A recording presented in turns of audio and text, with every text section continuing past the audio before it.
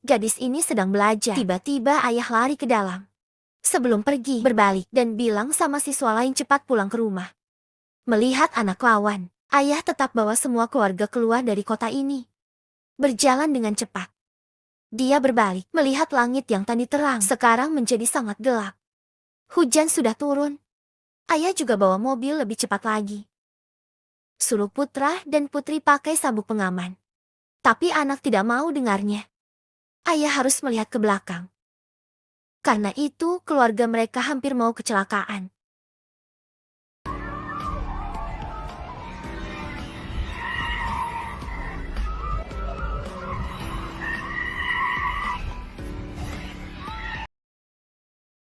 Walaupun lolos, tapi jalan sekarang ditutupi oleh 2 truk. Melihat hujan sudah dekat, dia tidak peduli orang lain sedang marahi. Dia langsung bawa keluarga lari dari sana. Sekarang awan gelap di mana-mana. Satu air hujan turun. Untungnya, mereka tepat waktu masuk ke dalam ruang bawah tanah. Jika telat mereka bisa mati.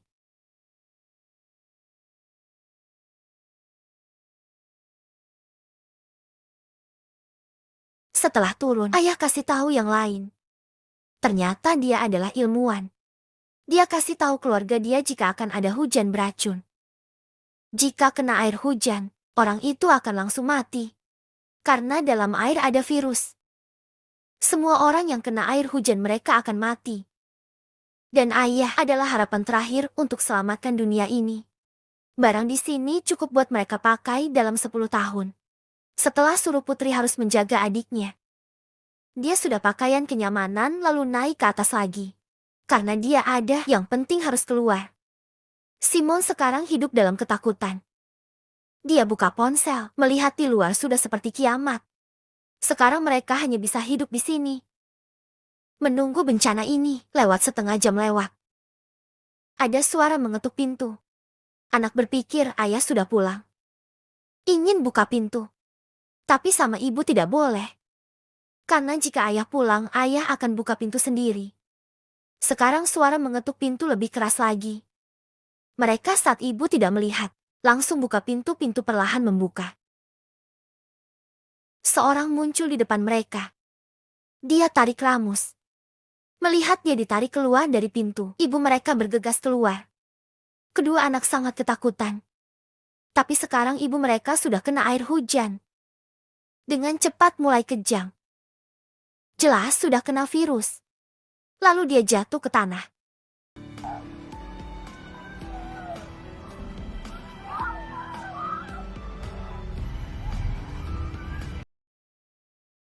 Kedua anak tidak punya pilihan selain tutup pintu. Kembali suara teriak punya ibu masih terdengar. Sekarang mereka duduk dan nangis. Suatu hari melalui tetapi tidak ada kabar dari ayah. Sinyal handphone juga hilang. Terowongan ini menjadi tempat tinggal satu-satu buat mereka. Kebetulan adalah kandang kurung mereka. Berapa hari kemudian mereka melihat Renaita. Ada banyak ruang bawah tanah seperti mereka. Dia mencoba kontak sama tempat lain. Siapa tahu bisa temukan ayah mereka. Tapi sudah setengah hari dan tidak dapat hasil. Harapan langsung dipemadamkan. Dia belum menyerah. Dia merasa pasti tempat lain bisa hubungi dunia di luar. Lalu mereka menemukan satu kotak aneh. Melihat di dalam ada alat transmisi radio. Tentu saja mereka bisa kontak sama dunia di luar. Tapi sinyal di dalam sini sangat lemah. Jadi mereka tidak bisa mendengar orang lain omong apa. Lalu Simon berpikir.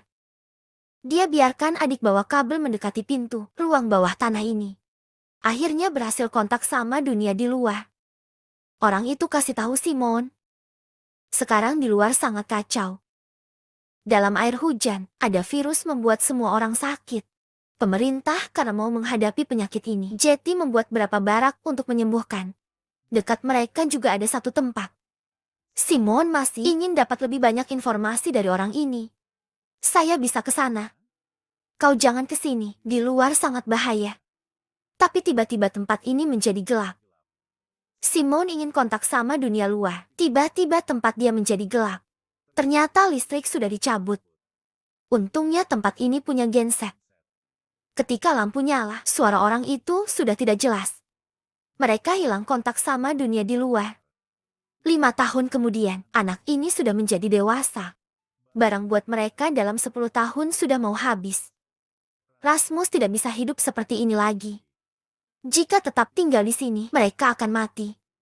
Walaupun kakak menghibur dia, tapi Rasmus sangat marah. Kita harus tunggu ayah kembali. Dia hanya mau keluar dari sini. Tidak punya pilihan lain. Simon harus pakai alat pelindung. Dia mencoba untuk membuka pintu. Lalu mencoba cari. Dia melihat tidak ada orang. Juga tidak temukan makanan apa. Dia harus kembali ke ruang bawah tanah. Dia cerita sama adik tentang dunia di luar. Sekarang cara untuk bertahan hidup adalah datang ke ruang bawah tanah lain. Mendengar bisa keluar dari sini. Rasmus sangat bahagia. Tidak perlu khawatir. Kakak tidak sendirian. Ketika mereka sedang tidur, saluran tiba-tiba rusak. Suara bel terus berbunyi. Simon pingsan karena kekurangan opsi. Rasmus harus tarik dia keluar. Tapi baru keluar, temukan satu kelompok dengan senjata. Mereka tidak mau bunuh siapa. Hanya ingin mereka kembali ke dalam, lalu kunci berdua di dalam satu kamar kecil. Ternyata kelompok ini adalah orang masih hidup. Hujan itu membuat kemanusiaan binasa. Lingkungan rusak berat. Makanan di luar juga terinfeksi. Tujuan mereka untuk mencari yang bisa makan. Tapi sudah mencari panjang hari tapi tidak temukan apa. Sisa satu plastik kue juga diambil oleh Jin. Ada yang bisa dimakan? Tidak, belum ada. Sekarang Rasmus di kamar samping mulai marah. Dia berpikir mereka kemari karena kakak dia. Mulai keras sama Simon. Walaupun dia sedih, tapi dia tidak mau marahi adiknya. Melihat orang itu mau pergi, tapi tidak mau lepaskan mereka.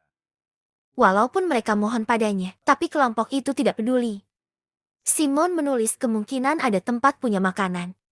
Lalu kasih mereka melihat peta.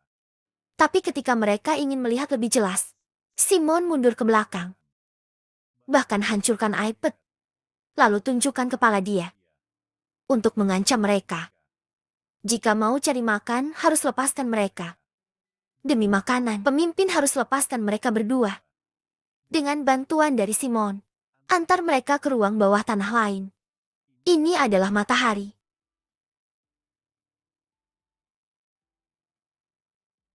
Saya sangat merindukan matahari. Tutup mulut untuk saya. Pria ini tidak hati-hati. Injak air, rekan melihat itu langsung angkat pistol.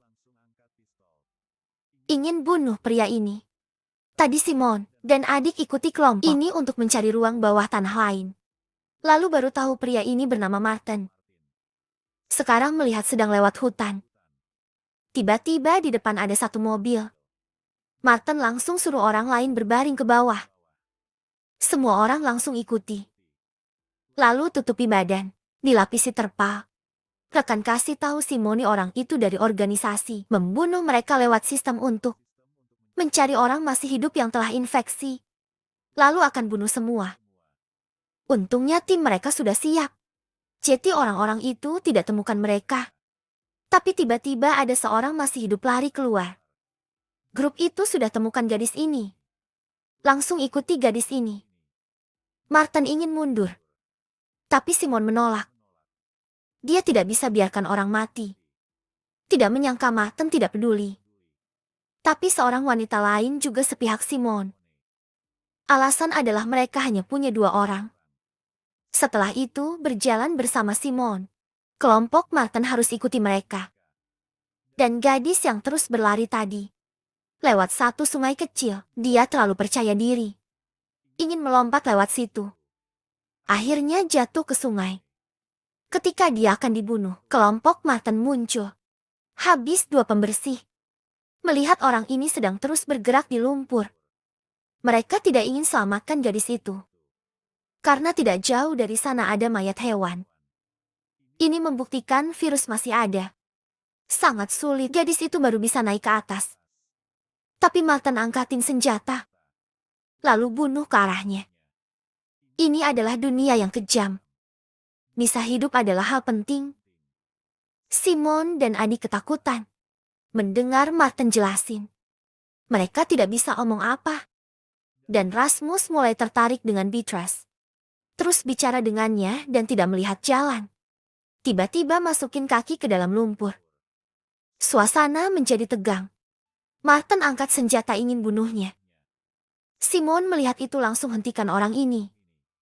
Akhirnya Beatrice bantu Rasmus buka sepatu. Melihat air belum kena kaki, dia tambah ada kabar baik dari orang lain. Dan bilang sudah temukan ruang bawah tanah baru.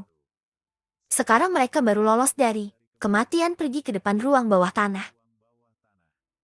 Simon melihat di kelilingnya. Menggunakan tangan untuk buka pintu. Walaupun dia ingin tahu kenapa dia bisa membukanya. Tapi menghadapi orang ingin bunuh adik dia. Dia malas jelasin sama pria ini. Melihat barang di dalam, mereka sangat bahagia. Melihat makanan ini. Semua orang bersemangat. Ketika Simon mencari listrik di sini untuk menyalakan lampu. Dia melihat ada satu ponsel sedang dicas. Dan layar ada foto dia dan adik. Sekarang dia baru tahu ini adalah handphone ayah dia.